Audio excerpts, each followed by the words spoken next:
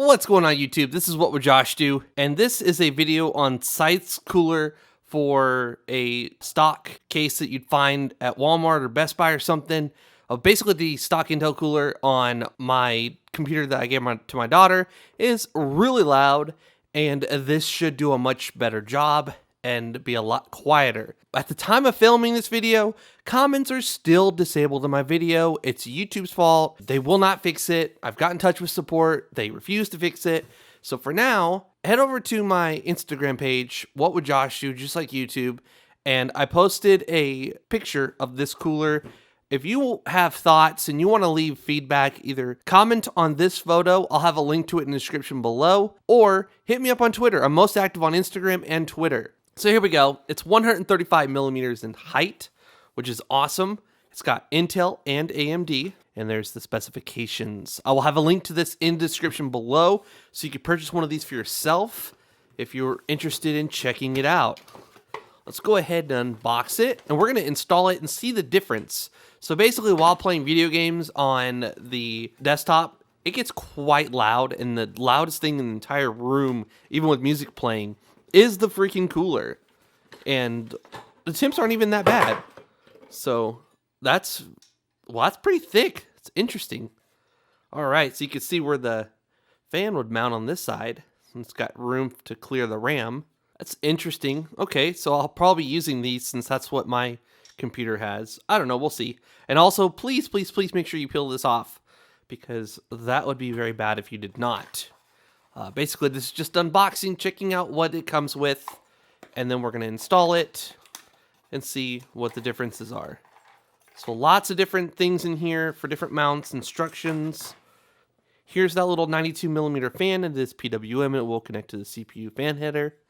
Nice little fan. And I really like the idea of having the cooler blow air directly out the back of the case versus like the way it is with the stock Intel cooler. Here's the two brackets you're going to mount on the fan to mount it to the CPU cooler. Nothing else in there. Nothing else in the box. That's like an interesting way of putting thermal paste. Okay, so you just peel this off and squeeze some on there. It does come with some if you get this cooler. I believe ours is going to be it's a 3rd gen i7, so I believe it's going to be a 115 series, which is what it supports. I do have a 775 as well. I have some older computers. I've kind of been upgrading old stuff and enjoying it, actually, seeing how far you can push older things. But there's the parts list: Intel clip, the cooler, AMD clip, fan clips, the fan, and thermal compound. There's the AMD. So Intel, you're just going to pop it in like such, attach the fan on it. So pretty simple instructions. So this was my wife's desktop, and we took the power supply that was in it and put it in her new build.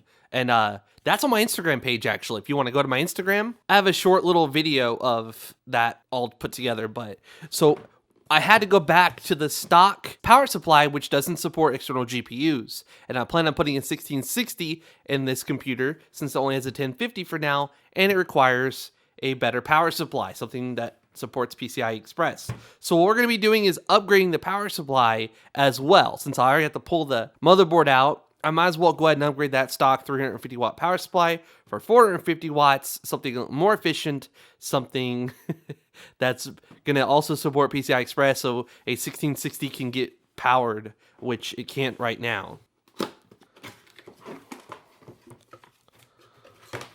I just took the sleeving off of it. I haven't done anything else other than that. So we're going to go ahead and install this inside the old case and get this new cooler put in there. All right, let's get the computer on the table. All right, here we go. So here it is. There's no dust filtration. It had a port for a fan. It fits an 80 millimeter in the front, and I had to make some intake holes for it to breathe. So it does get a little bit of air, and then it's got exhaust and that crappy stock Intel cooler that you'll hear later in this video. Maybe if my Pixel 3 can pick it up. It's so loud, and it's only at like 55 degrees Celsius. But this thing gets so loud, and that's why I want to switch it out for a better cooler. And since I got to pull all this out, I'm going to go ahead and swap out that power supply.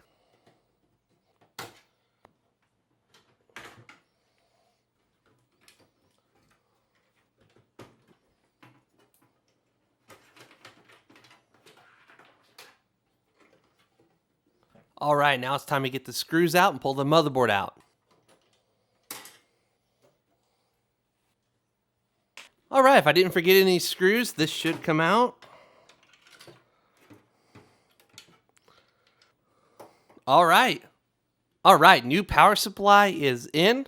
Just got to get the cooler on the motherboard now.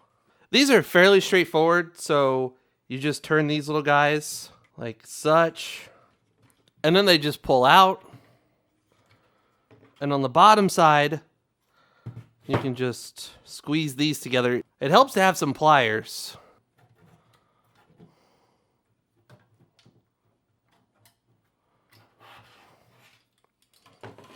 And we're going to clean the thermal paste off of the cooler, and we're going to clean it off of the CPU.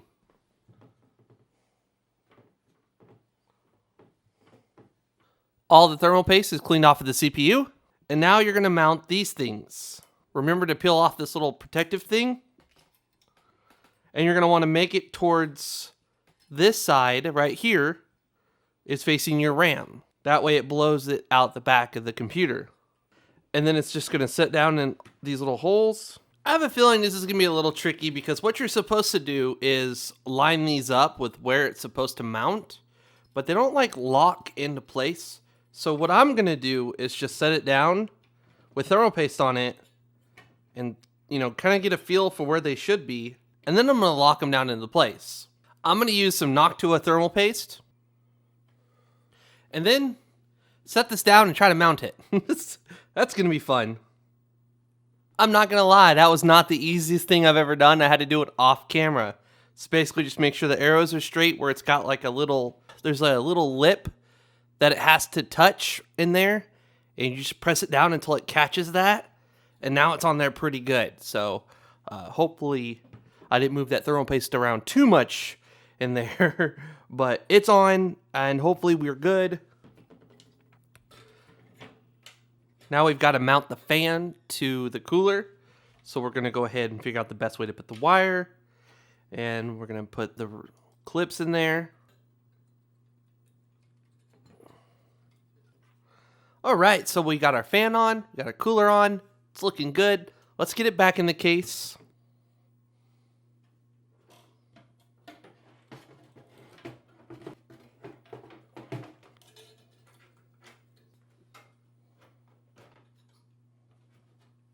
All right, so that's looking good. It's going to suck air in from here and blow it out here, and we got that fan right there as well. So that's going to be hopefully much better temperatures. Let's get the screws back in the motherboard.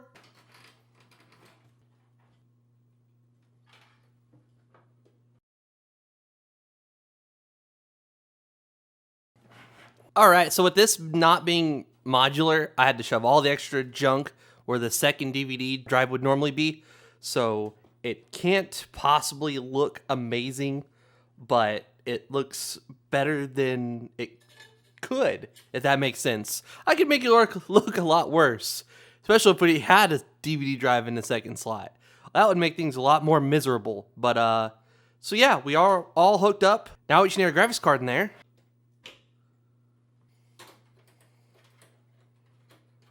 All right, that's looking pretty good. We are all set up and good to go. Whenever we put in the 1660, we'll be able to grab the VGA cable and plug it in. With the old power supply, you had to use a graphics card like the 1050 here that does not require external power. But now with this one, we'll be able to provide external power. And so we're good to go. Easy upgrade. And let's go ahead and fire it up and see how much quieter or maybe better it is. We'll see.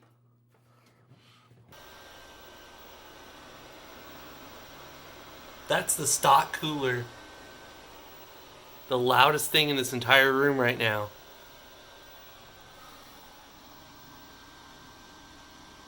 And it's not even that hot. So we're going to definitely be upgrading that cooler to something that keeps it cooler and doesn't freaking make it sound like a jet engine. Alright, so here we are back. We just did a public event that takes, lots of enemies, drop down to like 45 frames per second, because it's just a little 1050 temporary card that's in here for now.